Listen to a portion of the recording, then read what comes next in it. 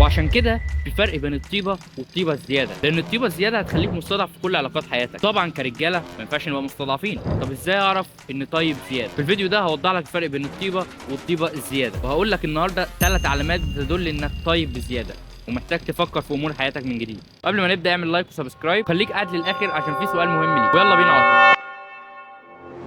اول علامه واللي هي انت ما تعرفش تقول لا، وهنا مش قصدي تقول لا على اي حاجه وخلاص، يعني في العموم تقول لا وخلاص. وعشان اوضح لك اللي انا عايز اقوله فاحكي لك قصه صاحبنا محمد كان قاعد شغال عدد ساعات كبيره، وكان مطول في الشغل جدا وكان مش قادر حتى يروح. المهم جاله تليفون من صاحبه وقال له تعالى نخرج دلوقتي. والغريب في الموضوع ان محمد بدون تفكير وافق وقال له يلا بينا. بس سالت محمد انت ليه عملت كده على الرغم ان انت كنت تعبان؟ قال لي كنت خايف يزعل مني ان انا ارفض او حتى يقول عليا ان انا مش محترم. بعيد عن باقي الكلام اللي انا اتكلمته انا ومحمد مع بعض، فنرجع لموضوعنا بقى. المشكله الحقيقيه في انك ما تعرفش تقول لا، انك بتضيع اهم حاجتين، وقتك وطاقتك. هنا انا عندي ليك سؤال، هو الناس اللي بيطلبوا منك طلب معين دي هم بيفكروا فيك فعلا زي ما انت بتفكر فيهم؟ او خليني اسالك بشكل تاني، هل لو طلبت من واحد فيهم طلب فعلا هيسخر نفسه عشان يرضيك او عشان يريحك؟ انا هنا سايب لك انت السؤال، لو فعلا فكرت في الموضوع كويس هتلاقي انه لا. خليني اقول لك ان محمد ده واحد من اللي دخلوا وكلموني عندي على الانستجرام، فلو عايز مشكلتك فعلا تتحل ادخل عندي واعمل لي فولو على الانستجرام واكتب لي رسالتك وهرد عليك على طول. العلامه الثانيه هو انك تسامح الناس بسرعه حتى لو محدش اعتذر.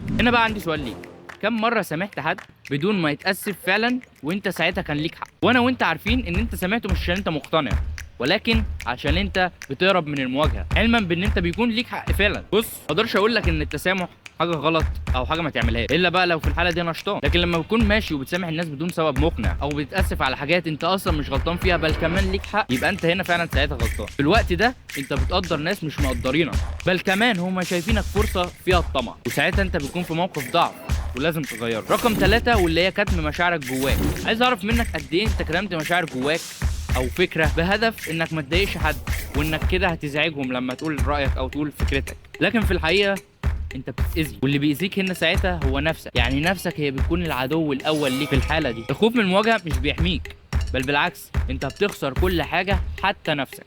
بعد بقى كل اللي احنا قلناه ده، تفتكر ان الطيبه الزياده في ده فعلا ولا هي عبء زياده عليك؟ لو لقيت في نفسك اكتر من علامه من اللي انا قلتهم يبقى لازم تراجع نفسك كويس.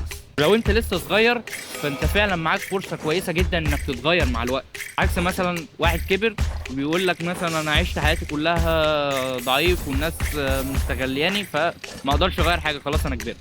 فانت فعلا معاك فرصه كويسه وذهبيه. ملخص اللي انا قلته في اول الفيديو، مش انك تبقى شخصيه قاسيه وانك ما عندكش احساس وانك تدوس على غيرك عشان تنول مصلحتك. الحل هنا هو انك فعلا تقول لا في الوقت الصح وفي الوقت اللي انت فعلا بتكون مش عايز الحاجه، مش بتقول لا وخلاص، اللي هو الرفض لمجرد الرفض. عايزك تقول لي اكتر علامه من دول موجوده فيك واكتر واحده ليها مواقف معاك، عايزك تحكي لي تحت في الكومنتات عشان كلنا نستفاد. بس كده سيدي، ده كان عندي اقوله النهارده. اتمنى لو الفيديو عجبك ما تنساش تعمل لايك وسبسكرايب وتفعل زر الجرس عشان توصلكش كل جديد. ولو عندك اي مشكله او عندك اي رساله سيب لك تحت لينك الانستجرام وابعت لي رسالتك او ابعت لي مشكلتك، هرد عليك يا اما في رساله يا اما في فيديو. اشوفكم الفيديو الجاي، سلام.